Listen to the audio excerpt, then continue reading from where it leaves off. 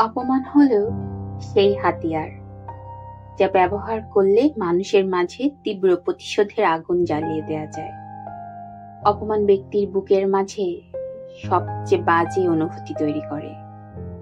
যখন কেউ অপমান করে, বুকের মাঝে প্রচুর রাগ আর তীব্র কষ্ট মিলেমিশে দিশেহারা হয়ে যায় ব্যক্তির মন।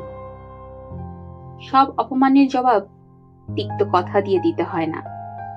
কোনো কোনো অপমানের জবাব নীরবতা দিয়েও দেয়া যায়।